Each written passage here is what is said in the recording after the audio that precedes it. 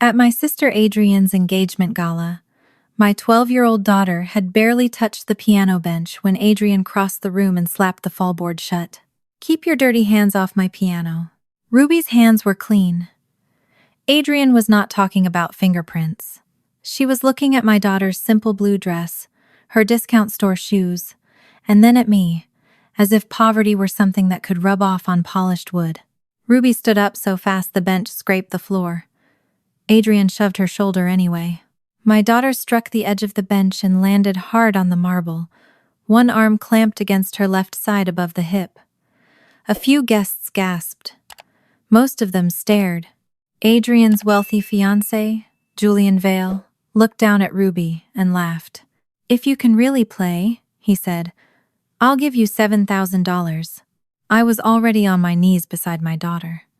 I told Julian exactly what he could do with his money. A venue first aid attendant checked Ruby for a head strike, breathing trouble, and loss of movement. Ruby was bruised and shaken, but alert and able to stand. Her eyes remained fixed on the piano. "Mom," she whispered, "that's Birdie's song." 3 days earlier, our neighbor Birdie had played Ruby a voice message from a man she knew online. He claimed he had composed the melody for her because it captured the way she made him feel after years of loneliness. Ruby had learned the opening by ear. Adrian heard her whisper. For the first time that evening, my sister did not look superior. She looked afraid. I touched Ruby's wrist twice, our signal that she did not owe anyone a perfect performance. "I'm not playing for him," she said. Ruby returned to the bench. The first 4 notes changed the room. A champagne glass slipped from Lorraine Webb's hand and struck the carpet. Estelle Price stopped smiling. Across the piano, Birdie went so still that even her silver bracelets stopped moving. Ruby continued playing. The melody rose gently, paused at the same unusual wrong note, then moved into the little ending the man had called private. Estelle spoke first. "He sent me that recording." Lorraine shook her head. "That is not possible. Charles wrote it for me." Birdie stepped forward and looked directly at Julian. "His name was David Mercer when he sent it to me," she said. "And $7,000 was exactly what he asked me to transfer." Julian's smile disappeared. Adrian ordered Ruby to stop playing. No one listened to her. One by one, women around the room began opening their phones. My sister thought the worst thing my daughter could do that night was embarrass her in front of wealthy guests. She had no idea Ruby had just made a room full of women realize they had all been courted by the same man. The song had not exposed one lie. It had opened a room full of victims. Stay with me, because the $7,000 challenge was not a rich man's careless joke. It was the first crack in a secret built from loneliness, trust, and shame. Subscribe to the channel and stay with our story to discover what Ruby's song uncovered. 3 days earlier, none of us knew that a few piano notes could connect my sister's engagement gala to the phone in Birdie Lang's hand. Ruby sat at our kitchen table with her homework pushed aside, and our old keyboard balanced across 2 dining chairs. Its middle C had developed a habit of sticking whenever she needed it most. I was labeling boxes for a client's move while singing from the counter. Ruby stopped playing and gave me the patient look of a music teacher assigned a difficult adult. "That note was wrong," she said. "The keyboard is old." The keyboard played the correct note. I pointed at the stubborn key. "It has been giving us trouble." Ruby pressed it twice. "It doesn't play the wrong note, Mom. It just disagrees with you." I threw a dish towel at her. She ducked, laughing, then played again while I sang even farther off key. Those were the best moments in our home. No judges, no relatives comparing us, and no one asking Ruby to perform gratitude because someone noticed her talent. My phone rang. Ethan was confirming our weekend schedule. Ruby would stay with me through Adrian's gala on Saturday, then he would pick her up Sunday morning. He reminded me that her piano book needed to travel with her. "I have managed to keep her alive for 12 years, I said. "And I have recovered that book from your car 6 times. Ruby called from the table. 7. Ethan laughed softly. Sunday at 10. Our marriage had ended 5 years earlier, because we were better parents in 2 homes than unhappy partners in 1. We shared calendars, school decisions, and the occasional argument about whose car contained Ruby's missing belongings. A knock sounded. Bertie came in carrying oatmeal cookies and wearing the red cardigan Ruby said made her look like Christmas had become a person. Bernice Lang was 72, a retired postal worker, and the closest thing Ruby had to a grandmother nearby. After Bertie's husband died, I helped her sort 43 years of belongings before she moved across the street. Ruby had adopted her before either of us noticed. Bertie placed the cookies down. I need an opinion, but I do not need a lecture. That sounds like something people say immediately before needing one. She took out her phone. His name is David Mercer. I met him through an online conversation hosted by Second Chapter Society. I recognized Adrian's organization. I had given Bertie its brochure after her husband's death because it advertised dinners, grief support, and companionship without the pressure of formal dating. Bertie opened a voice message.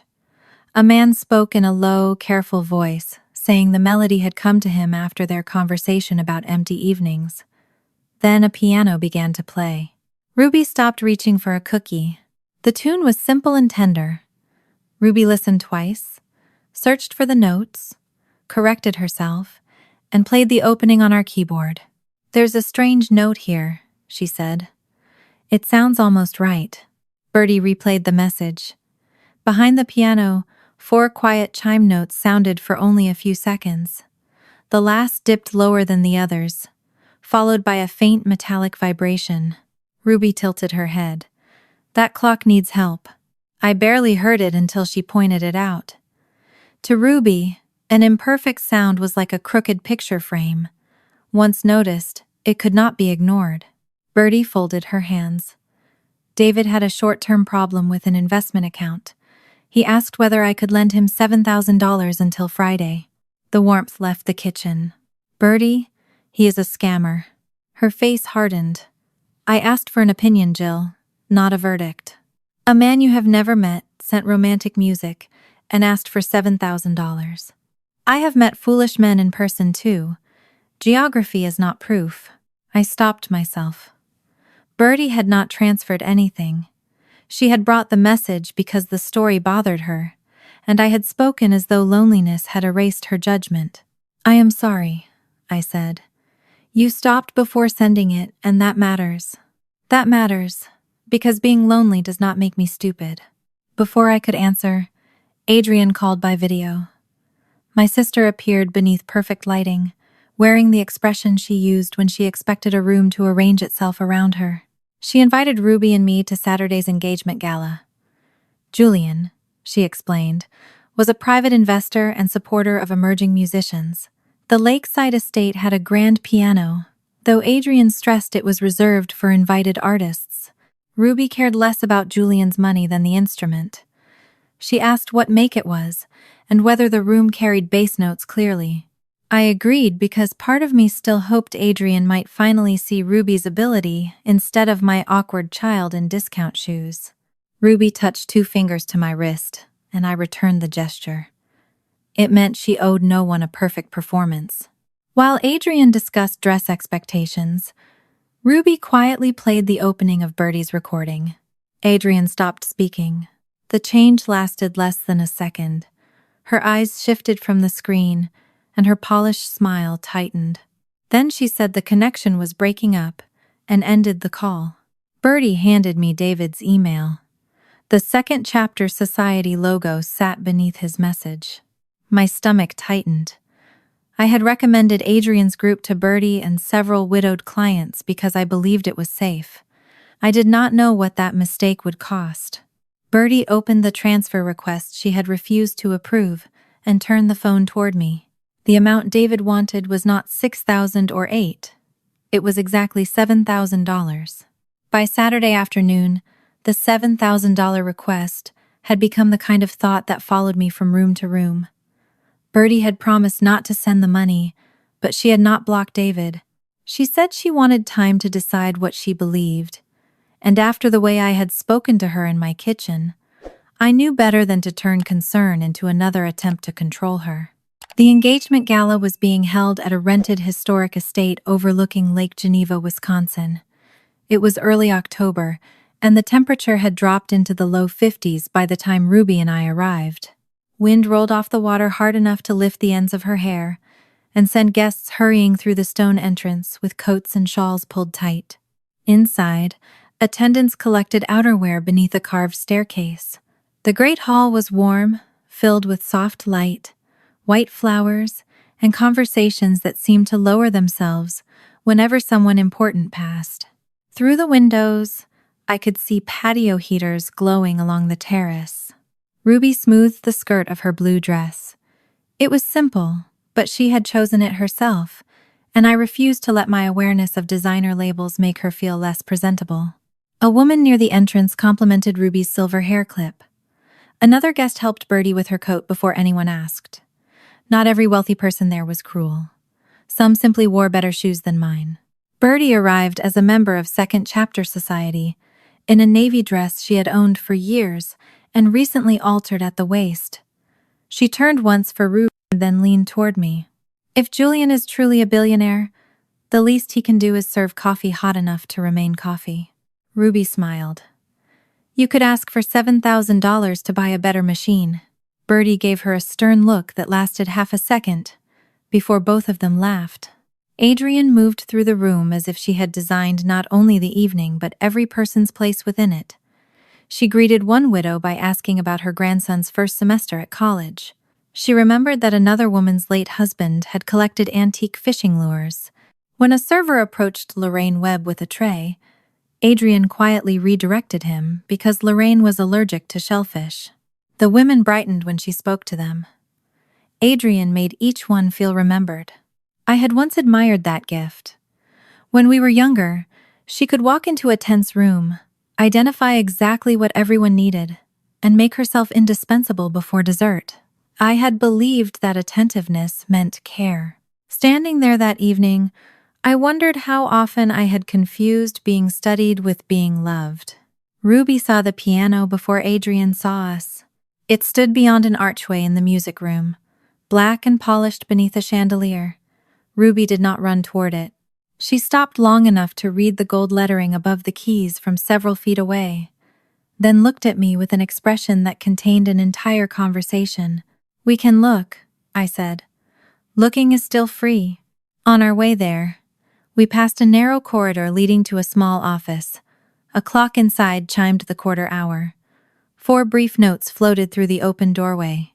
The last note sagged lower than the others, followed by a faint metallic vibration. Ruby stopped walking. "That's the clock from Birdie's recording," she murmured.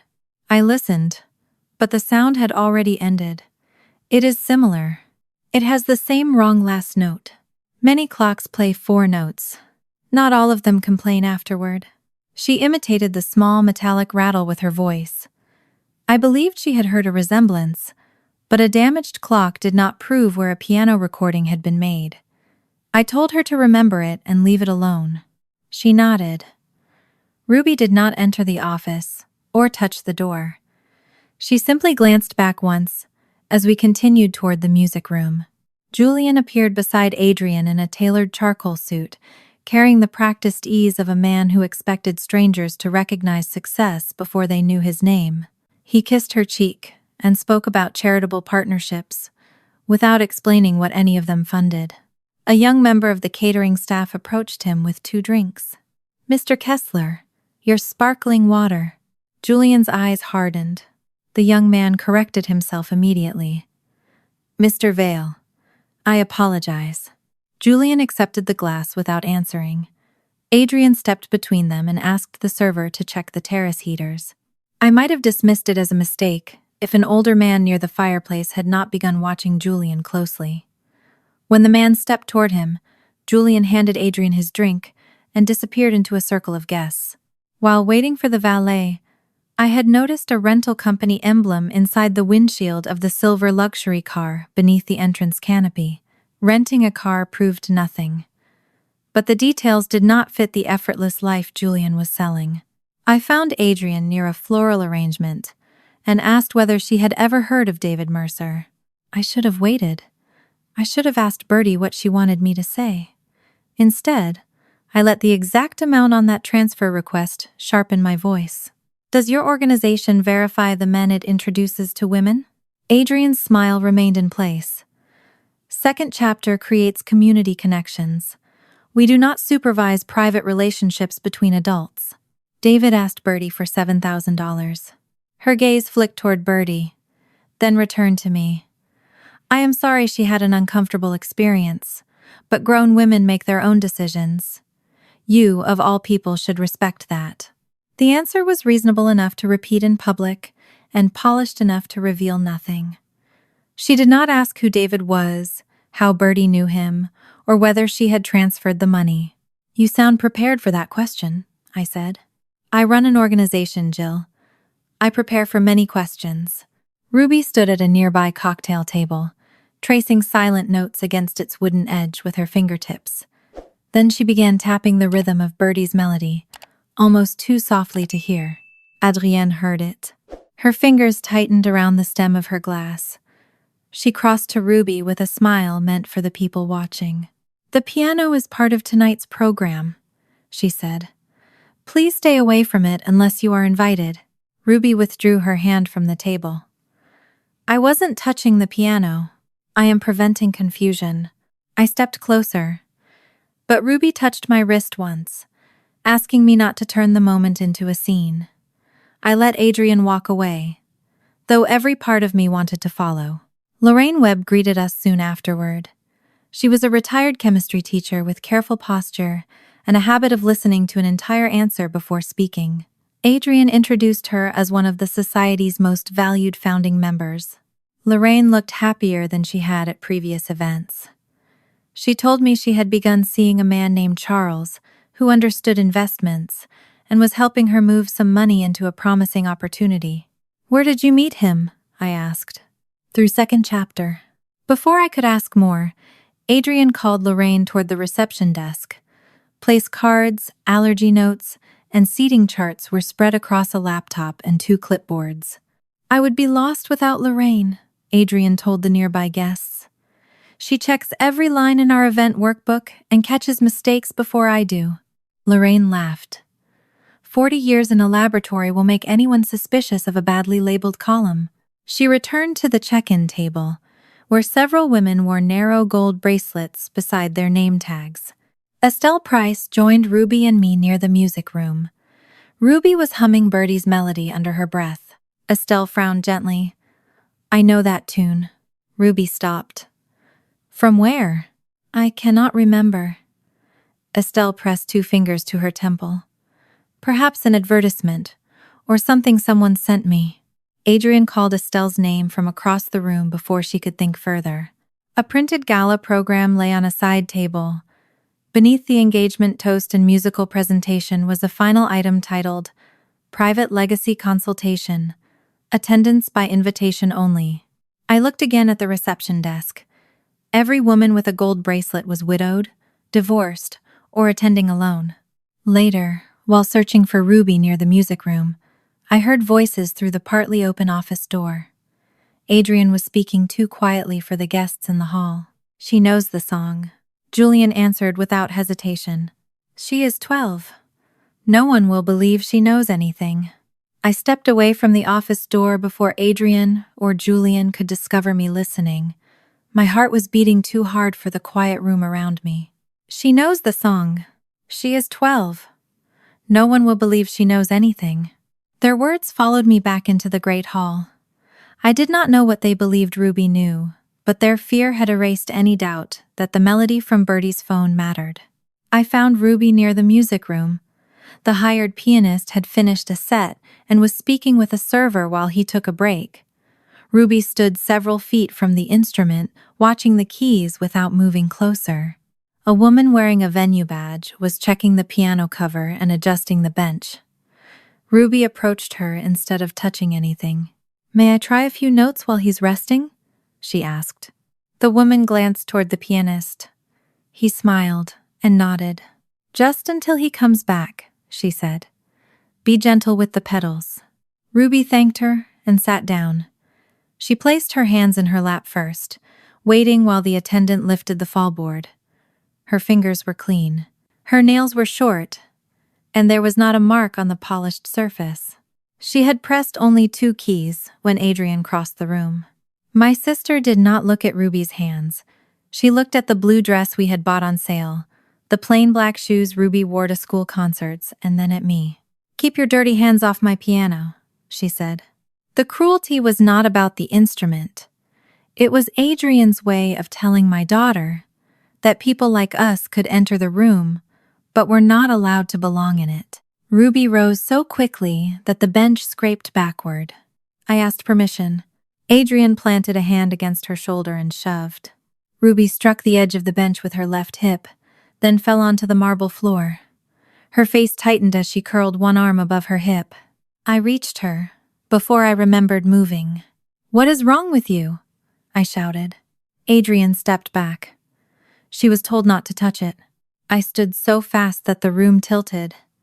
My hands came up, and for one furious second I wanted to give my sister exactly what she had given my child. Bertie caught my forearm. "Do not hand her a different story," she said quietly. She was not protecting Adrian. She was protecting Ruby and me from a video that could begin after the shove and make my anger look like the first act. A guest already had a phone raised.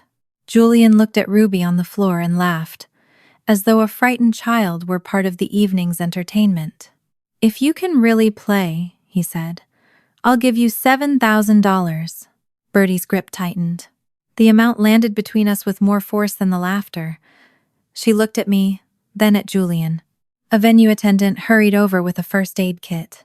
I knelt beside Ruby while the woman asked whether she had hit her head, felt dizzy, had trouble breathing, or noticed numbness in either leg. Ruby answered no to each question.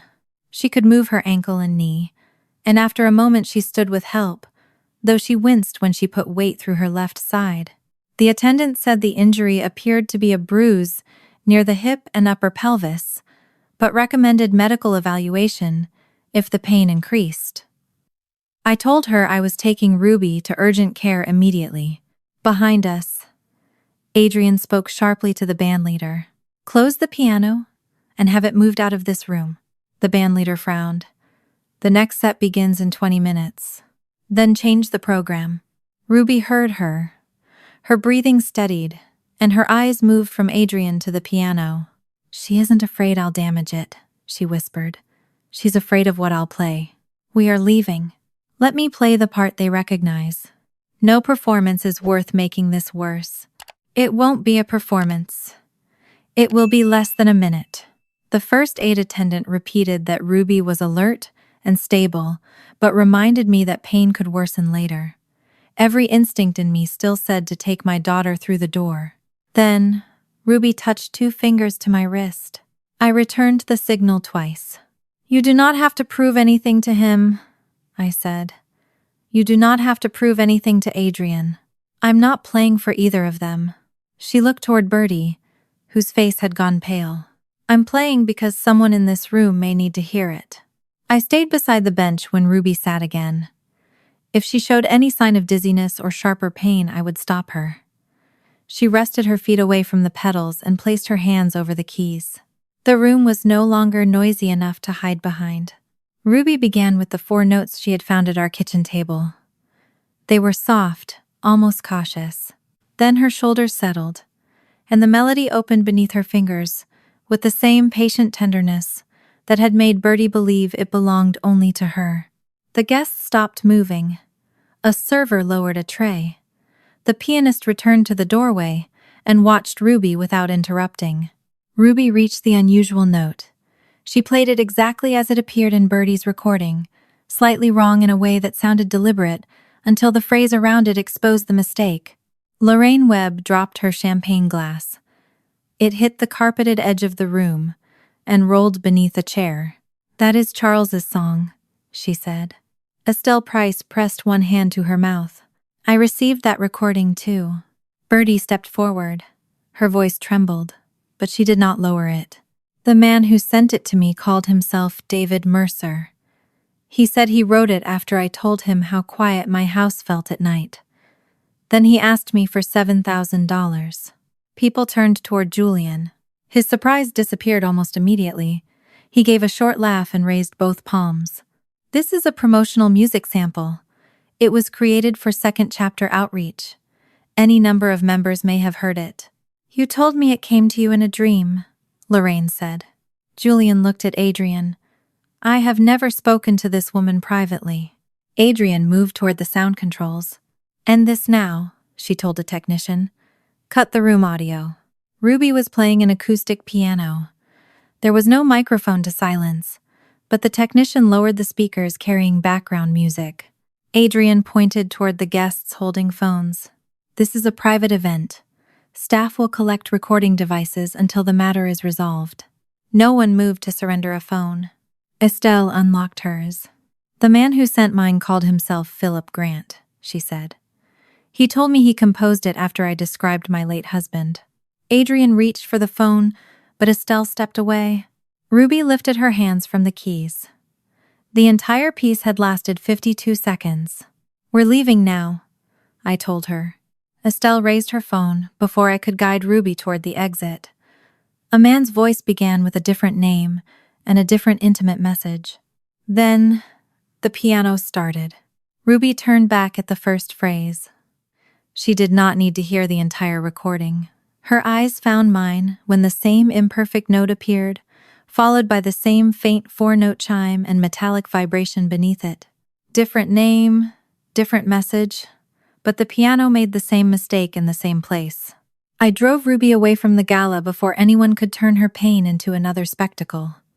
Bertie followed us to the entrance, carrying Ruby's coat and promising to call once she knew what happened after we left. At urgent care, the doctor examined Ruby's hip, side, pupils, breathing, and range of motion. The diagnosis was a soft tissue bruise along her left hip and side, with no sign of a head injury or broken bone. We were told to use ice, let her rest, and return if the pain worsened or she became dizzy or short of breath. Relief did not soften my anger. While Ruby sat beside me with an ice pack against her hip, my phone filled with messages and videos from guests.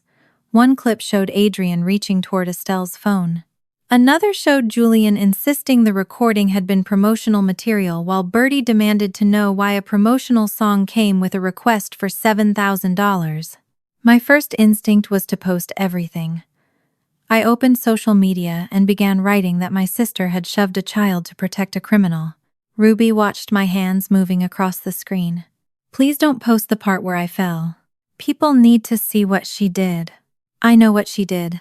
I was there. I don't want strangers replaying me on the floor. I closed the application. Adrian had already treated Ruby's body like an object she could move aside. I would not claim to defend my daughter while using the worst moment of her night without permission. You decide what happens to that video, I said. You can show the music part to Bertie and the others, just not me falling. That was the first time that night I chose something other than immediate revenge. Bertie called while we drove home. Adrian had tried to continue the engagement toast, but the room had broken into smaller conversations. Estelle and Lorraine played their recordings for several women. Julian denied knowing them privately, then left the hall with Adrian. Everything I knew about those minutes came from Bertie, Estelle, and videos the guests owned. I had taken Ruby to a doctor, and I did not regret leaving. At 8:30 the next morning, Bertie, Lorraine, and Estelle sat around my kitchen table. Ethan had agreed to collect Ruby at 11 so she could sleep later after urgent care. She rested on the couch with a pillow beneath her hip, close enough to listen only when invited. No one knew how to begin. Bertie stirred coffee she had forgotten to sweeten. Lorraine kept her handbag on her lap. Estelle had printed several messages, though she admitted she did not know whether printing made them more official. Bertie placed her phone in the center of the table. David called me his rare wild orchid. Philip called me that too, Estelle said. Lorraine's mouth tightened. Charles used those words once, but men copy poetry from the internet. Estelle unfolded a page. He also said I had awakened a part of him he thought had died. Bertie found the same sentence in her messages. Estelle gave a dry laugh. The orchid line should have warned me. I owned a flower shop for 38 years, and I am allergic to orchids. Bertie adjusted her hearing aid. David knew I worked for the postal service and still wrote my street number wrong twice. Romance has standards. Even Lorraine smiled. The laughter did not erase what had happened, but it loosened the shame enough for them to continue. They compared the names: David Mercer, Charles Arden, and Philip Grant. The profile photographs were not identical. Some showed a gray-haired man from a distance, while others were cropped to hide part of his face. Bertie believed Julian was David. Estelle said the voice at the gala sounded like Philip's, though she had never seen him on a live video call. The timing of the messages followed a pattern too. Each man wrote in the early morning, disappeared through most afternoons, and returned late at night with a carefully worded apology about business meetings or overseas calls. Lorraine shook her head. Charles is not Julian Vale. Charles calls me. He knows things Julian could not know. Bertie asked what kind of things he knew, and Lorraine answered reluctantly. Charles knew where her husband had proposed, that her daughter lived in Arizona, and that they had argued over selling the family home. He knew Lorraine checked her bank account late at night, after once missing an automatic insurance payment. The details were intimate, but none proved he had learned them through affection. Their emergency stories followed the same shape. David claimed an investment account had been frozen overseas. Philip blamed a business partner for delaying a transfer. Charles described a temporary compliance problem. Bertie said the amount first, and Estelle repeated it. $7,000. Bertie had refused. Estelle had delayed until Philip stopped replying. Lorraine looked down when we asked what she had done. I sent it 6 weeks ago. He returned part of it, which is what scammers do not do.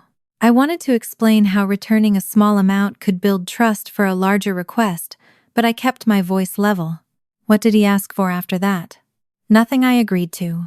It was not an answer, but pushing her would make Charles the person who respected her choices, and us the people taking them away.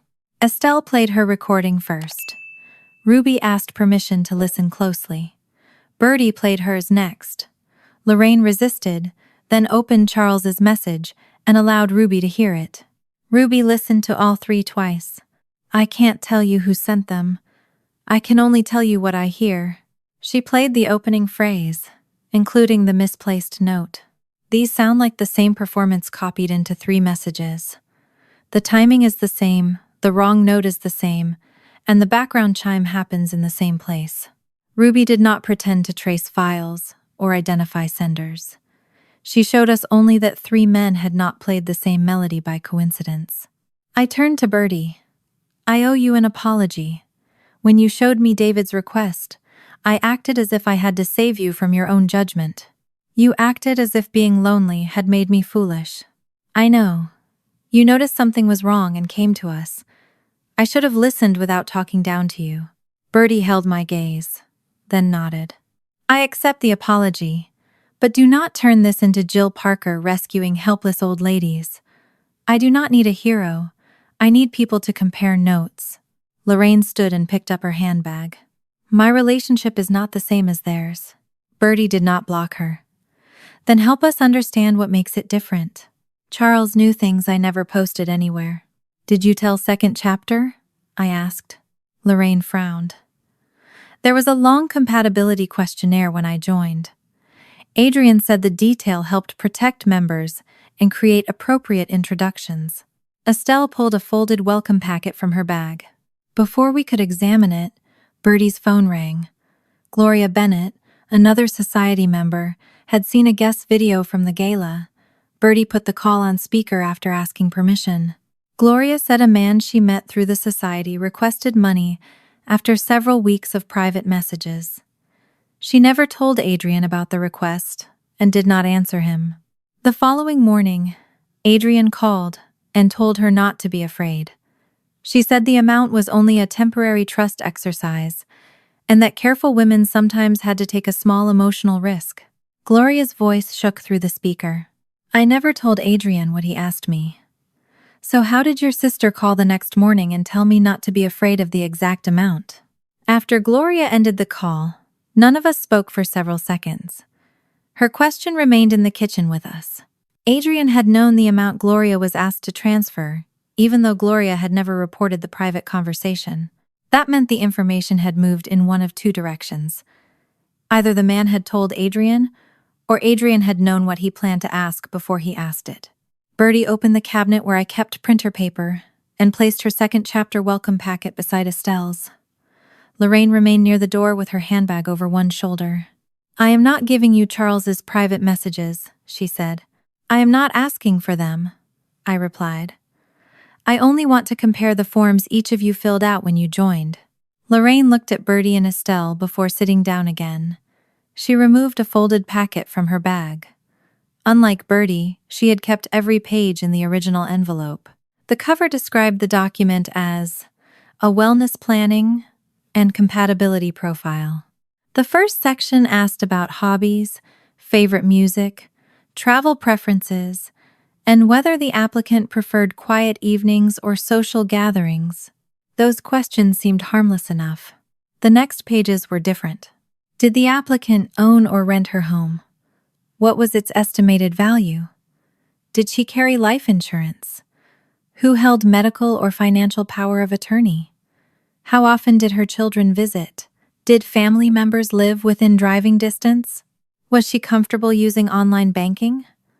Would she consider traveling internationally with a future companion? Estelle found another question near the bottom. Would you describe your adult children as supportive, protective, or overly involved in your private decisions? Bertie leaned over her shoulder. That is not a dating question. That is a warning label. I remembered Adrian explaining some of those questions at a community dinner. She had said widowed women deserved introductions designed around their safety, independence, and emotional needs. I had admired her for thinking beyond favorite foods and hobbies.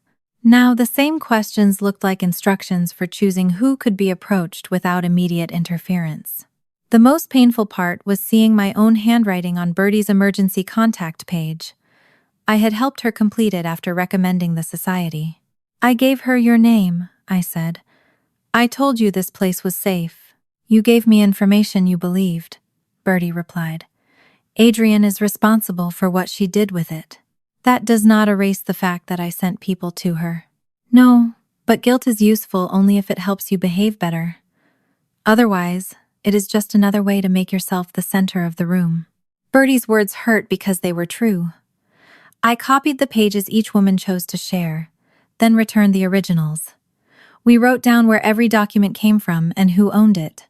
I did not want anyone later claiming I had stolen records from Adrian's office or invented forms that never existed. While searching her email for the original questionnaire, Bertie found her welcome message. Beneath the society logo was a membership code. Skwa 14. That was on David's transfer request, she said. She opened the email containing the payment instructions. The reference line read SCW14BDM7. Estelle's welcome email showed a different group number. Her payment request contained the same number, followed by PG7, matching the initials of Philip Grant and the requested amount. Lorraine stared at her own code for a long time. SC09. She opened her banking application but held the phone close to herself. I will show you the relevant transactions, she said. Nothing else. That is your right, Bertie told her. 6 weeks earlier, Lorraine had transferred $7,000 to an account Charles described as a temporary escrow service. 3 days later, he returned $500 and called it an early distribution. Another line appeared beneath the returned amount. $285 had gone to Second Chapter Consulting for a private planning review. I approved that fee, Lorraine said. Charles told me Adrian's consulting company would organize the compliance documents. The company address was not the estate where the gala had been held. It was a post office box listed on Second Chapter Society's public contact page and used by Adrian's office. The payment did not prove Adrian knew Charles was using a false identity. It did prove money had moved from Lorraine's account to a company connected to my sister immediately after the first $7,000 transfer. I photographed only the 2 lines Lorraine permitted me to record. By noon, I had a list of 5 widowed clients I had previously referred to, Second Chapter Society. 2 said no man had ever asked them for money. 1 admitted she had received romantic messages, but ended the conversation when he refused a video call. Another asked me to stop calling and said Adrian had warned members that jealous relatives might try to destroy healthy new relationships. The 5th woman did not answer. I called twice, then sent a message asking only whether she was safe and requesting no personal information. The message showed as delivered, but remained unread. I imagined every possible reason, from a dead phone battery to a woman sitting alone with instructions not to trust anyone who questioned her new companion. I forced myself not to turn silence into evidence of a tragedy that had not occurred. Ruby joined us after resting. She carried her ice pack beneath one arm and asked whether we wanted to hear something from my own phone. Months earlier, Adrian had left me a voice message from her office, reminding me about a society fundraiser. Ruby had heard it while searching for a recording Ethan sent about her piano lesson. She played the message. Adrian's voice filled the kitchen. Halfway through, 4 quiet notes sounded behind her. The final note dipped lower than the others, followed by a brief metallic vibration. Bertie raised her head. "That is the sound behind David's piano recording." "It sounds like it," I said. "That does not prove the song was recorded there." Ruby nodded. "It only proves the same broken clock was near both recordings, unless there are 2 clocks broken in exactly the same way." I searched Second Chapter Society's public pages, rather than attempting to access any private account. Adrian had posted dozens of promotional videos from her office. In one, she stood beside a bookshelf, explaining how companionship protected emotional wellness after loss. At the end of the video, the office clock played its quarter-hour sequence. The 4th note sagged. Metal vibrated inside the clock casing. The camera shifted as Adrian walked toward her desk, briefly revealing an electronic piano beneath the window. No one at the table called it proof. A clock could be moved. A recording could be played through speakers. Someone else could have used the office without Adrian knowing. It was still one more connection she had never disclosed. I continued checking only public records and information from the companies involved in the gala. The lakeside estate belonged to an event rental company. The grand piano had been delivered for the weekend by a music supplier. Julian's silver car appeared in the online inventory of a luxury rental agency. For a moment, the discoveries felt satisfying. The mansion, the piano, and the car had all been props. Bertie stopped me before satisfaction turned into contempt. "I rented my wedding dress," she said. "You rent your office van. There is nothing dishonest about using something you do not own." "I know." "Then say what the actual problem is."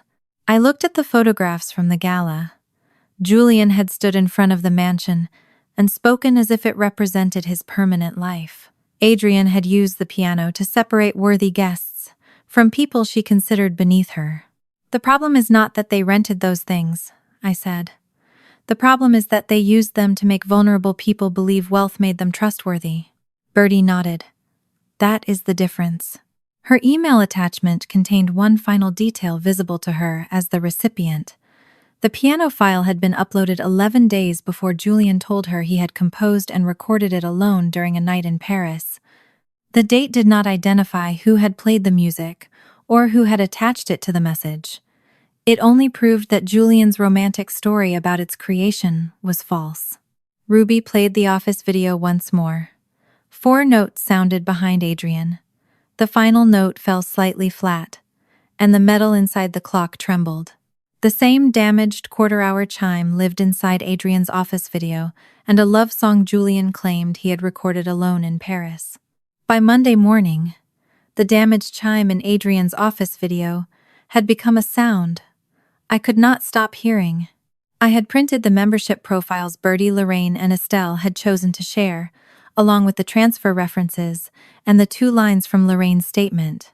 I told myself I was going to ask questions. The truth was that I wanted Adrian to see the papers and lose control. I drove to the Second Chapter Society office without calling first. Ruby was at school, and Bertie believed I was spending the morning organizing documents. I did not tell her where I was going, because I already knew what she would say. Adrian's office occupied the second floor of a renovated brick building. The reception area displayed photographs of smiling women at dinners, lake cruises, and grief workshops. A framed slogan promised connection without judgment. Adrian stepped out of her private office and looked at the papers in my hand. "You should have made an appointment. You knew about the $7,000 requests?" Her expression did not change. "Lower your voice." I laid the profiles on the reception desk. "You asked widows how much their homes were worth, whether their children lived nearby, and who controlled their finances. Then men using false names repeated private details and asked them for the same amount." Adrian walked past me and pressed a button beside the office door. A light appeared beneath the security camera above the reception desk. "Everything in this office is now being recorded," she said. "Please state whether you came here to threaten me or interfere with my members." She did not sound frightened. She sounded patient. I should have recognized what she was doing. Instead, I raised my voice. "You shoved my daughter because she recognized the song you were using. I removed a child from an instrument after she ignored instructions. You put your hands on her. And you disrupted my engagement celebration, accused my fiancé of a crime, and encouraged guests to record a minor." The receptionist stopped typing. A woman waiting near the window looked between us. Adrian kept her hands folded and her voice low, while I stood over a desk covered in papers, speaking loudly enough for every microphone in the room. Julian appeared on the screen in Adrian's office during a video call. His face was calm, and the wall behind him was blank. "The piano piece was licensed marketing material," he said. "It was shared through different outreach messages. Repetition does not make it fraud." "Did you call yourself David Mercer, Charles Arden, and Philip Grant? You are making accusations based on conversations I have not seen. 3 women heard your voice. You used a 12-year-old child to create attention around a family dispute. Continue making defamatory claims or distributing her image, and my attorneys will respond. I never published Ruby's fall. That distinction will not matter if you keep using her talent as a weapon." The sentence struck because it was close to something I feared. I had protected Ruby from the video of her fall, but I had still carried her music into every conversation as proof that I was right. Adrian opened the office door. "You need to leave." I gathered the papers, but anger kept me from leaving quietly. "You built a place where lonely women told you what hurt, and someone turned those answers into instructions." Adrian looked directly at the camera. "My sister has resented this organization for years. She believes anyone with money looks down on her, and now she is teaching her daughter to perform that resentment in public." I wanted to answer, but the waiting woman had lifted her phone. Adrian had transformed the room into a stage where every additional word helped her. I left before I gave her more. 3 hours later, Second Chapter Society posted a public statement. It described the gala as a private family celebration disrupted by a relative acting from class resentment. Adrian wrote that Ruby had been coached to play a promotional melody to create a false scandal. She added that if Julian had misused member information, he had done so without her knowledge and had deceived her as well. The attached video began after Ruby hit the floor. It showed me shouting, Adrian stepping backward, and Bertie holding my arm. The shove was missing. So was the moment Adrian told Ruby to keep her dirty hands off the piano. To anyone seeing only those seconds, I looked like the person who had entered the room ready to attack. Comments spread faster than the correction videos guests tried to post. Strangers called Ruby an actress. One person slowed down the clip of her walking toward the piano and claimed she was not injured because she did not limp enough. Another wrote that talented children did not need their mothers to manufacture scandals. I found Ruby sitting on the floor beside our old keyboard. The cover was closed. She had seen the comments on a classmate's phone before the school office called her in. She did not cry while she told me. That made it worse. "I don't want to play anymore," she said. "Every time I touch a piano, people listen to decide who is lying." I sat beside her, careful not to reach for the keyboard. "I went to Adrian's office this morning." Ruby looked at me. "Did Bertie tell you to?" "No. I did it because I was angry, and I thought making Adrian admit something would fix what happened." "Did she admit it?" "No. She recorded me losing my temper and used it against us."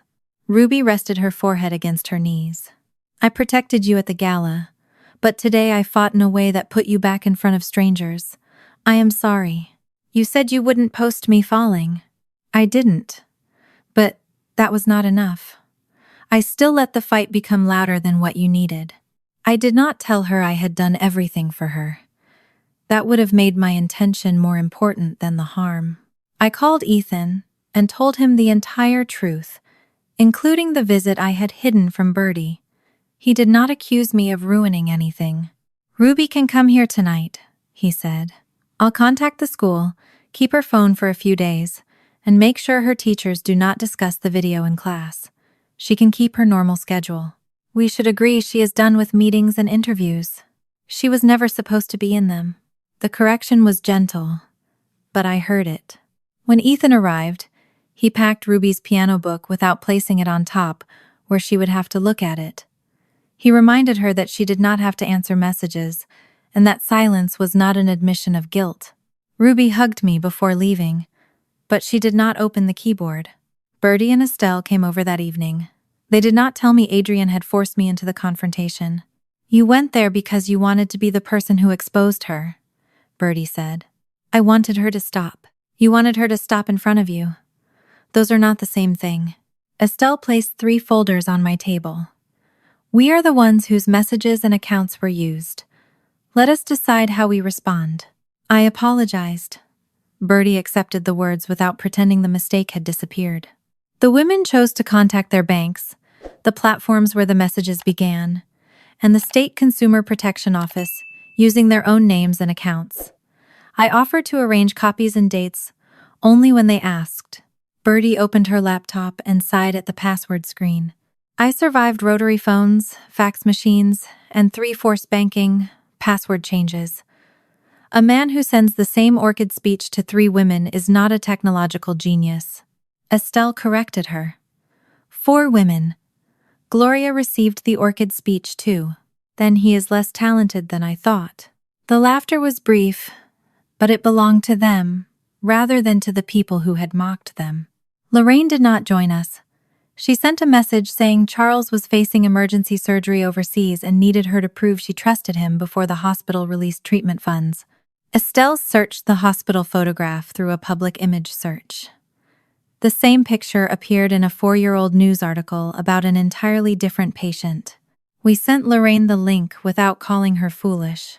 10 minutes later, she replied with a screenshot of a scheduled wire transfer. The amount was $94,000. The delivery time was 9:15 the next morning. Lorraine wrote, "If Charles is lying, stop me. If he is not, I will never forgive you." Lorraine called at 7:42 Tuesday morning. Her voice was controlled, but I could hear movement behind it, drawers opening and closing as if she could organize the fear out of her house. "I have not canceled the transfer," she said, "but I want you and Bertie to come before I decide." I did not tell her what she had to do. I said we would be there in 20 minutes. Ruby was already at Ethan's house. He had contacted her school, arranged for teachers to redirect questions about the gala video, and removed social media from her phone for a few days. Before I left, he called to confirm that Ruby would attend classes. Piano would remain optional, and no adult would bring her into a meeting, interview, or confrontation. "She started this by recognizing a sound," I said. "She does not have to finish what the adults did with it." "That is the first sensible thing either of us can promise her," Ethan replied. There was no suggestion that Ethan and I were rebuilding a marriage. We were simply keeping our daughter safe and following through. Lorraine lived in a brick ranch house with framed photographs covering the hallway. In nearly every picture, she stood beside her late husband, Walter. He was laughing in most of them. Charles had learned enough about those photographs to make Lorraine believe he understood what losing Walter had taken from her. She let Bertie and me into the dining room. Her laptop was open beside a yellow legal pad. At the top of the page she had written the transfer time, 9:15 a.m. Charles knew Walter proposed beside a chemistry lab sink because the restaurant lost our reservation, Lorraine said. He knew Walter called me professor when I was being stubborn. He knew I still sleep on the right side of the bed. Did you tell him? Bertie asked. Some of it. Not all at once. Did you tell second chapter? Lorraine looked toward the laptop. The grief questionnaire asked about traditions, private nicknames, sleeping difficulties, and memories I wanted a future partner to respect. Adrian said detail prevented insensitive matches. Each intimate fact led back to a form, conversation, or society event. Her own memories had been collected and returned to her in a man's voice. Bertie placed her phone beside Lorraine's. David sent this after I questioned the $7,000, she said. Listen only to how he tells the story. David's voice said an account had been delayed because a business partner had failed to complete an overseas compliance form. He paused before saying he hated asking a woman he respected for help. Then the piano began. Lorraine played Charles's newest message. His emergency involved hospital funds rather than an investment account, but the rhythm was the same. He paused in the same place, lowered his voice on the word trust, and let the same piano melody fill the silence that followed. Bertie played David's message again. The two men even took the same breath before saying they would understand if the women needed time. Lorraine removed her glasses. Charles never used the name David. No, Bertie said. He used your husband's memories instead. I sat across from Lorraine and told her the part that made me want to look away. I recommended second chapter to Bertie and other women. I praised Adrian's attention to detail. When you saw my name connected to the society, that may have made it feel safer. Lorraine did not comfort me. Yes, she said. It did. I am sorry. I will give you every document I have, but I am not asking you to forgive me today. Her eyes returned to the transfer time. 8:31. What happens if I stop it and Charles really is in a hospital? Then you can decide what to do after someone independently verifies the hospital and the patient, Bertie said. A real emergency does not require you to ignore every question. Lorraine picked up her phone, then put it down again. I kept my hands in my lap. Taking the device or speaking to the bank for her would have repeated the same insult we were trying to undo, the idea that fear made her incapable of making a decision. At 8:46, Lorraine called the number printed on the back of her bank card. She entered her information, answered the security questions, and asked for the fraud department in her own voice. The specialist verified the wire and asked whether Lorraine had met the recipient or independently confirmed the emergency. Lorraine answered without trying to hide her fear. I believe I may have been manipulated through a relationship, she said. I want the transfer stopped while the bank reviews it. The specialist placed a temporary hold on the $94,000 wire. She did not promise the money was permanently safe, and she did not claim anyone would be arrested. She told Lorraine not to approve replacement instructions, send funds through another institution, or warn the recipient that the bank was reviewing the transaction. Lorraine closed her eyes when the hold was confirmed. She looked like someone who had stepped away from a cliff and only then understood the distance to the ground. The bank reviewed her earlier $7,000 transfer while she remained on the call. Most of it had gone through an intermediary company. A smaller amount had been redirected as a service fee to Second Chapter Consulting. Lorraine opened the transaction detail and found the same reference code we had seen before. Charles had described the consultant fee as routine investment paperwork. Adrian sat in this room, Lorraine said. She drank Walter's coffee because I had not been able to throw it away. I told her why that ridiculous can mattered to me. Her voice broke for the first time. She did not just know I had money. She knew what I missed. Bertie moved her chair closer, but did not touch her until Lorraine reached for her hand. She was not crying first for the money. She was grieving because her memories of Walter had become material for a stranger's script. The fraud specialist instructed her to preserve messages, recordings, transfer records, and society documents, then file reports through the bank and consumer protection channels. She did not ask us to contact Charles or create a trap. After the call, Lorraine stared at her daughter's name on her phone. "She warned me about online relationships," she said. "I told her she was treating me like an old woman who could not make decisions." "You are still the person making this decision," I said. "You can tell her as much or as little as you choose." Lorraine called. Her daughter answered on the second ring. Lorraine explained the hold, the $7,000 transfer, and the messages. She waited for anger. Instead, her daughter asked, "What kind of help would feel useful right now?" Lorraine covered her mouth. She asked her daughter to come that evening, sit with her while she changed passwords, and avoid calling Charles from another phone. Her daughter agreed without demanding control of the accounts. By early afternoon, Lorraine had saved copies of the messages and started a folder for documents she owned. Bertie labeled files while complaining that scammers had finally forced her to learn how cloud storage worked. "I knew computers would become unreasonable when they stopped having a proper off switch," she said. Lorraine almost smiled. At 3:17, all three women received the same email from Adrian. The subject line announced a Founders Circle breakfast for Thursday morning. Adrian wrote that destructive rumors were threatening a community built for women's independence. Members were invited to hear the truth, sign a confidentiality commitment, and receive priority access to a private investment opportunity before sensational reporting damaged it. A confidentiality form was attached. Bertie read the email twice. "She is gathering everyone into one room so she can give them one version of the story," she said.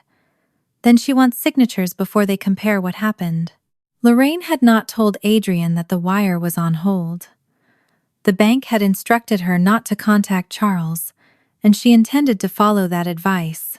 Wednesday would give the women time to choose whether to attend, what to share, and how to deliver their records privately afterward. I offered practical help without appointing myself leader. Lorraine forwarded me Adrian's invitation. "I am going," she said. "This time, I want to hear her tell the same lie to every woman in the room." By Wednesday morning, the community room behind Bertie's church smelled of old coffee, lemon cleaner, and the cinnamon rolls Estelle had brought, because she said no woman should compare evidence of betrayal on an empty stomach. 8 women came in person. Gloria joined by video with her camera turned off. 2 others sent documents but asked that their names not be spoken outside the room. I arranged folders at one end of the table, then deliberately chose a chair along the wall. Bertie noticed. "Good," she said. "You are learning." She stood at the head of the table, not because she claimed authority over anyone, but because she had asked for the meeting and understood what it needed to be. "Before we compare anything, each person gets to say what she wants," Bertie said. "Not what her daughter wants, not what Jill wants, and not what the rest of us think justice should look like." Lorraine wanted the $94,000 transfer stopped permanently and her original $7,000 reviewed. Estelle wanted Philip's accounts reported so he could not approach another woman under the same name. Gloria wanted Adrian's organization investigated, but she did not want her private messages made public. A woman seated near the window said she wanted no refund, interview, or public apology. She only wanted the messages removed from her phone and her name kept out of every report that did not legally require it. No one called her afraid. Another woman said she had not transferred money, but had shared details about her marriage that she now regretted. She wanted to leave Second Chapter quietly and tell her adult son in her own time. Bertie wrote each request on a separate page. "Silence forced by shame is one thing," she said. "Privacy chosen by the person who lived through it is another." I had arrived prepared to suggest a joint statement. I kept it inside my folder. The women laid out only material they owned. They printed emails sent to their accounts, screenshots of messages they had received, copies of their own transfer requests, membership questionnaires, and the audio files stored on their phones. There was no attempt to access Julian's devices or Adrian's private accounts. No one produced a mysterious flash drive or claimed to know how to break into a server. The evidence was ordinary, which made it harder to dismiss. Different men had opened conversations with the same compliments. One woman had been called Julian's only sunrise at 11:14 at night. Bertie adjusted her glasses. Perhaps he was operating in another time zone. Estelle looked at the timestamp. Or he was too lazy to change the greeting. Two women had received the same photograph of a breakfast tray beside a hotel window. In one message, the man claimed he was eating alone in Zurich. In the other, he said he had ordered room service in Boston before an emergency board meeting. The eggs traveled faster than he did, Lorraine said. The women laughed. It was not the laughter Adrian and Julian had used when Ruby fell. This laughter did not make anyone smaller. It returned the absurdity to the people who had created it. As the stories accumulated, the shape became clearer. The men changed names, professions, locations, and emergencies. The emotional sequence remained almost identical. First came careful attention, then a private nickname, then a story about loneliness or betrayal. After that came the song. The first request stayed near $7,000. If the woman complied, a small amount might return to make the arrangement appear legitimate. The next request was larger and tied to a crisis that discouraged independent verification. Only 6 women in the room had received the piano recording or a direct transfer request. Others had been invited to private dinners, asked about family involvement, or introduced to men who disappeared before money was mentioned. The system had not reached everyone at the same stage. My phone vibrated while Lorraine was explaining the reference code on her first transfer. The email was from Adrian. She wrote that family disagreements should never have become public. She offered to apologize to Ruby, pay all urgent care expenses, and arrange for her to perform at a prestigious regional arts event. In return, I would issue a statement saying Julian had abused Second Chapter Society without Adrian's knowledge. I would also agree that Adrian's actions at the gala had been a misunderstanding caused by concern for rented property. At the bottom, she had written that accepting the offer would protect Ruby from further attention. I read the message twice. The Jill who had stormed into Adrian's office would have called immediately. I would have demanded she explain why an innocent woman needed my public lie before apologizing to a child. Instead, I saved the email, exported a copy, and placed my phone beside Bertie. Adrienne sans me en offre, I said. It involves Ruby, so I will not answer without speaking to Ethan. It also mentions the society. Do you want to decide whether it belongs in your report? Bertie read it, then passed the phone to Lorraine. She is offering medical expenses, as if paying them changes who caused them, Lorraine said. Estelle pointed to the sentence about Julian deceiving Adrian. She is asking Jill to provide the conclusion before anyone examines the evidence. Bertie looked at me. Do you want to answer? Yes. Are you going to? No. She nodded once. Then you are learning faster than I expected. Shortly after lunch, Lorraine received a notification from the shared event folder used by Second Chapter volunteers. Adrian had uploaded the Founders Circle workbook for Thursday morning. Lorraine had helped with the society's check-in tables for nearly 3 years. She reviewed guest lists, seating plans, and allergy information, because Adrian often praised her for catching errors. Her access was limited to event materials, but it was legitimate. I was supposed to verify the breakfast list by tonight, Lorraine said. Do you want me to leave it alone? Bertie shook her head. Do the task she assigned you. Do not enter anything outside the folder, and do not change the file. Lorraine downloaded the workbook onto her laptop. The first sheet contained names, arrival times, food restrictions, and table assignments. Everything appeared consistent with the breakfast invitation. Then she noticed the column letters jumped from F to K. There are hidden columns, she said. She selected the visible columns and chose the command to reveal the concealed ones. The sheet widened. Behind the seating information were coded fields that had nothing to do with breakfast service. Estimated liquid assets, home ownership, frequency of family contact, resistance level, emotional isolation, current approach stage, recommended next step. There were 38 profiles. Some were marked as early contact. Others were listed for compatibility introductions, emotional reinforcement, first request, or escalation. Only 6 to 8 had entries connected to the piano recording or a transfer request. 6 names belonged to women I had recommended to second chapter. My chair scraped backward. I brought them to her. Bertie turned from the screen. You believed you were bringing them to a support group. My name is in the source column. I wanted to leave before anyone could look at me.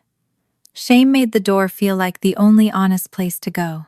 Bertie blocked neither the doorway nor my choice. If you walk out because this hurts, she said, we will still be sitting here with what happened. Do not turn your guilt into another way of leaving the women who were harmed. I returned to my chair. Lorraine copied the original workbook into a protected folder without editing it. She recorded when it had appeared in the shared drive and preserved the notification showing why she had accessed it. Another hidden column contained phrases such as partner allocation and APC service fee. Adrian had not written commission or share. The labels looked like routine administrative language. Lorraine compared one APC service fee entry with the $285 payment on her own statement. The code, amount, and date matched. The destination address belonged to Second Chapter Consulting. The workbook alone did not explain every transaction, but it damaged Adrian's claim that Julian had secretly exploited an organization she knew nothing about. Her consulting company appeared inside the same coded system used to track the women's money. Several members had already filed individual reports with their banks or consumer protection offices. The group agreed not to discuss private account holds at the breakfast. No bank representative would announce anyone's financial status, and no investigator would be waiting inside the room for a theatrical arrest. They would attend, refuse the confidentiality agreement, preserve the workbook, and submit their evidence afterward through their own reports. Anyone who chose not to speak would remain protected. Lorraine clicked Bertie's coded profile. The source column contained my first name. Beside it, Adrian had written, recommended by sister, lonely, owns home, no children nearby. The Founders Circle breakfast began at 9 Thursday morning in a private ballroom at a luxury hotel near Lake Geneva. The room was smaller than the gala hall but designed to create the same impression. White linen covered the tables, gold folders waited at every place, and a screen behind the lectern displayed Julian's name above the words legacy, independence, and opportunity. Ruby was at school under Ethan's care. She knew there was a meeting, but she did not know the room, the guest list, or the plan. Her part had ended when she recognized the song. I intended to keep it that way. I sat in the last row beside the exit. Bertie, Lorraine, Estelle, and the other society members sat closer to the front under their real names. No one wore the narrow gold bracelets Adrian had used at the gala to separate invited prospects from everyone else. Adrian entered on time in a cream suit and thanked the women for coming despite what she called a painful campaign of misinformation. She spoke without notes and never raised her voice. My sister has always believed financial success is a form of cruelty, she said. Now she has involved a child who enjoys attention and several members who are understandably confused. My hands tightened beneath the table. Bertie looked back once, then faced forward again. She did not need me to interrupt. Adrian invited everyone to sign the confidentiality agreement inside the gold folders before Julian began. Not one woman picked up a pen. Julian walked to the lectern, as if the silence were merely a scheduling delay. He presented charts about retirement inflation, private lending, and the danger of allowing adult children to treat capable parents like dependents. Independence requires courage, he said. Too many families call control protection. They frighten women away from opportunities because they assume age has weakened judgment. Several women had told us that almost the same language appeared in their private messages. He was not only selling an investment, he was using their fear of being considered incapable to make every warning sound insulting. Bertie raised her hand. Julian smiled. Questions will follow the presentation. Bertie stood anyway. You once told me that loneliness is not an empty room. It is having a full heart and no safe place to set it down. Julian's expression held for a second. Estelle opened a printed message. Philip Grant sent me the same sentence, except he said no worthy place, instead of no safe place. Lorraine read from her phone. Charles Arden wrote that I had spent too many years being strong for everyone else and deserved one person who would protect my softness. A woman at the next table lifted her own phone. So did Michael Dane. The phrases Adrian and Julian had treated as private keys became what they were, reusable lines in a script. Adrian stepped toward Bertie. You have all been exposed to the same online material. Similar wording proves nothing except that these men may have copied one another. 6 women had agreed in advance to share what they owned. They did not all play the same kind of evidence. Bertie opened David's piano recording. Estelle played Philip's version. The performance was identical down to the misplaced note and the faint damaged chime behind it. Gloria, joining through a secure video call, showed the same breakfast photograph a man had claimed was taken for her that morning in Zurich. Another woman held up a printout of the photograph sent from Boston on the same date. 2 others read emergency messages with different businesses, different countries, and the same sequence of pressure. The pattern always began with trust, moved into urgency, and ended with secrecy. The workbook contained 38 names, but only 6 women in the meeting had reached the stage of a recording or direct request for money. Others recognized earlier steps: private dinners, compatibility introductions, questions about family interference, or men who vanished when asked to verify their identities. Adrian looked over the tables. You are frightened and being encouraged to reinterpret ordinary experiences. Bertie adjusted her hearing aid. These hearing aids cost more than Julian's shoes. I heard him say $7,000 clearly at the gala, and I heard David ask for the exact same amount on my phone. A few women laughed, but Julian did not. Bertie stated that she had refused the transfer. Estelle had been asked for $6,800. Gloria had been asked for $7,200. 2 women had sent $7,000. Another had stopped before authorizing it. Those who had never been asked for money said only what had happened to them. No one pretended all 38 cases were identical. Lorraine rose last. Charles returned $500 from my first $7,000 transfer. He then asked me for $94,000. I stopped that wire Tuesday morning, and my bank placed it on hold at my request. Julian gripped the lectern. Adrian told me you were ready. The room changed. Julian seemed to hear his own sentence only after it had escaped. Adrian turned toward him so sharply that the microphone caught the sound of her heel against the floor. I told you nothing of the kind, she said. You marked her for escalation. Adrian reached for the microphone switch. Lorraine did not raise her voice. You uploaded the Founders Circle workbook to the event folder I have used for 3 years. I was assigned to verify the guest list and allergy notes. The hidden columns included 38 profiles, approach stages, asset estimates, family contact, and codes matching fees paid to Second Chapter Consulting. Adrian looked toward me.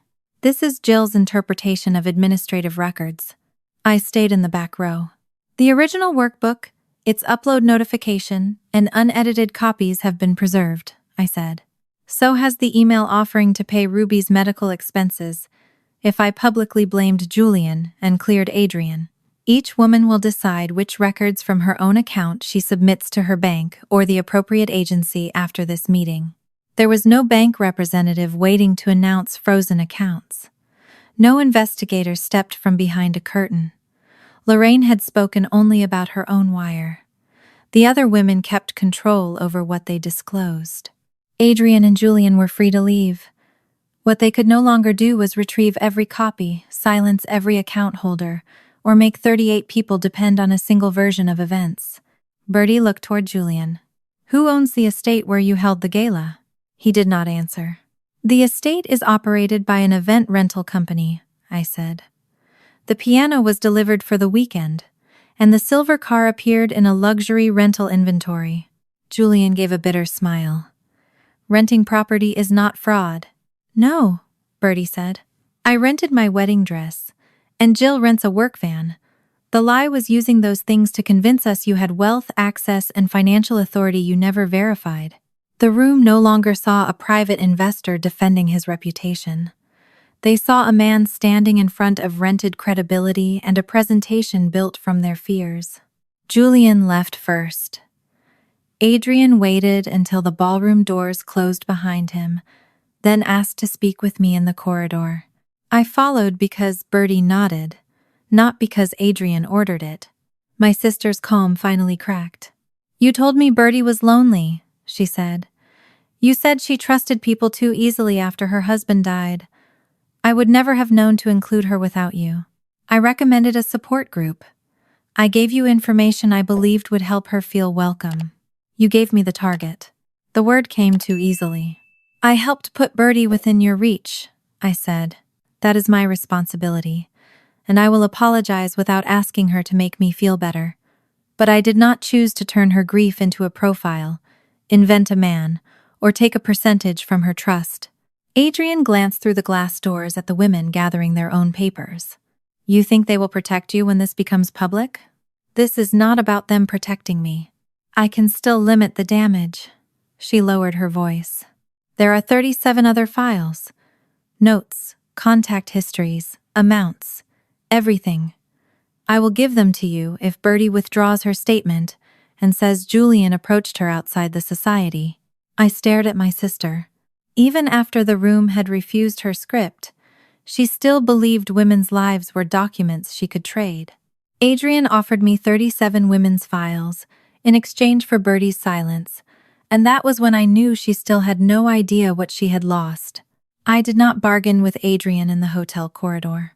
The 37 files were not hers to trade, and Bertie's statement was not mine to withdraw. I told Adrian that every woman would decide for herself what to report, what to keep private, and whether she ever wanted to speak to my sister again. Then I went back into the ballroom. Bertie listened while I repeated Adrian's offer. She did not look surprised. Lorraine added the offer to her notes, and Estelle asked whether Adrian had put any part of it in writing. She had not. So I recorded only what I had personally heard. The time, the place, and the exact words I could remember. No one chased Adrian through the lobby. No one tried to force a confession from Julian. The women gathered the documents they owned and left in small groups. Later that day, those who had chosen to report submitted their records through their banks. The appropriate platforms, consumer protection channels, and investigators handling the connected complaints. The consequences did not arrive in one dramatic afternoon. Over the next several months, investigators connected multiple aliases, intermediary companies, payment accounts, and second chapter records. Some accounts were restricted or frozen while transactions were reviewed. Several women filed civil claims or formal complaints. Others chose only to preserve their evidence and cut off contact. No one promised that every dollar would return. No one could tell us exactly how long the legal process would take, and no final judgment had been issued by the time I last spoke with the investigators. Julian's image collapsed faster than the case moved. The platforms carrying several of his profiles removed or restricted them after receiving complaints and identity documentation. Financial institutions reviewed accounts connected to his aliases and intermediary companies. Organizations that had introduced him as an investor stopped returning his calls. Without the rented estate, rented car, borrowed language, and carefully selected audience, he looked less like a powerful financier and more like a man who had depended on women never comparing what he told them. Adrian closed Second Chapter Society within 6 weeks. The hotel canceled future events. 2 community partners ended their contracts, and the local organizations that had once referred widows to her removed her materials. The greatest consequence was not losing a ballroom or a title. She lost access to the women whose trust had made her operation possible. She mailed me a letter in November. Adrian wrote that debt had frightened her, that Julian had gradually taken control, and that she had convinced herself the compatibility profiles were only being used to create stronger introductions. She said she never intended for anyone to be harmed. The letter contained sorrow, but responsibility kept slipping away from every paragraph. Debt had pressured her. Julian had influenced her. The organization had grown too quickly. The women had misunderstood the risks. She never wrote the simplest truth. She had chosen to sell private information about women who trusted her. I did not answer. My silence was not revenge, and it was not forgiveness. It was the boundary Adrian had spent years teaching me not to believe I was allowed to have. The 6 clients I had personally recommended to Second Chapter deserved more than a general apology. I met each woman separately. I told them I had believed the organization was safe, that my recommendation had influenced their decision, and that I was sorry. I offered copies of every relevant document I legally possessed. I did not ask them to forgive me, defend me, or tell anyone that I was also a victim of Adrian's deception. 2 women accepted my apology immediately. One said she needed time. Another told me she never wanted to discuss the matter again. I respected all 4 answers. An apology stopped being honest the moment I used it to clean my own reputation. Bertie, Lorraine, and Estelle did not create a national foundation or become public faces of fraud prevention.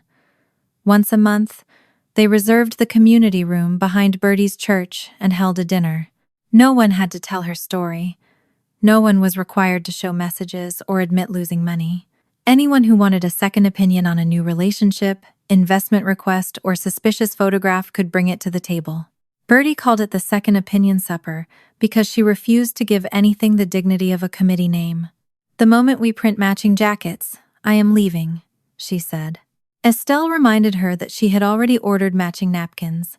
Lorraine began repairing her relationship with her daughter. They changed passwords together and met with Lorraine's financial advisor, but her daughter did not take control of her accounts. Lorraine still made her own decisions. The difference was that asking for help no longer felt like surrendering adulthood. Ruby avoided the piano for almost 2 months. I did not register her for a competition to prove Adrian had failed to break her. I did not post an inspiring video or ask her to play for the women who called her brave. Whenever I mentioned music, I asked one question: how would you like it to come back? For weeks, her answer was that she did not know. Ethan and I kept the rest of her life predictable. He took her to therapy when appointments fell during his parenting days. I handled the school meetings during mine. We shared information without turning cooperation into a romantic reunion that neither of us wanted. Ruby's safety did not require her parents to fall in love again. It required us to be reliable. In December, Bertie decided to move into a smaller house. Her late husband's upright piano could not fit in the new living room, so she offered it to the community center. Ruby agreed to help inspect it, but only if no one called the visit a performance. The piano was older than our keyboard and carried a faint scratch across the lid. Its middle C stuck when Ruby pressed it softly. I leaned against the wall. At least this piano has a legitimate reason to object to my singing. Ruby looked at me for the first time, with the expression she used before making a joke about my voice. That remains unproven. She helped a technician clean the action and free the key. A week later, Bertie invited a small group to hear the repaired instrument. There were no cameras, donors, speeches, or promises of $7,000. Ethan sat near the back. Lorraine came with her daughter. Estelle brought cookies and insisted they were not a bribe for better music. Before Ruby sat down, I touched 2 fingers to her wrist. She returned the signal. "You don't owe anyone a perfect performance," I said. "I know," she replied.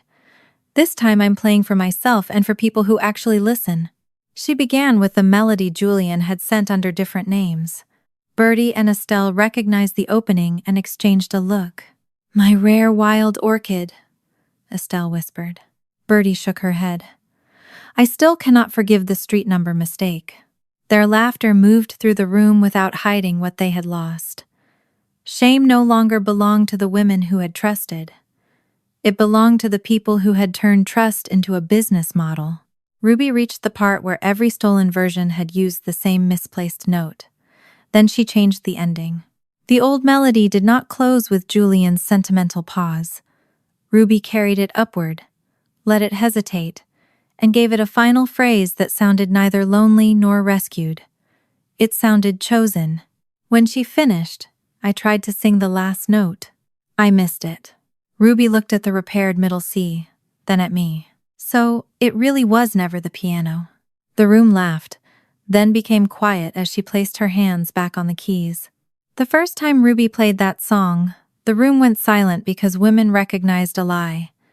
This time, they went silent because the music finally belonged to no one but the people who chose to hear it.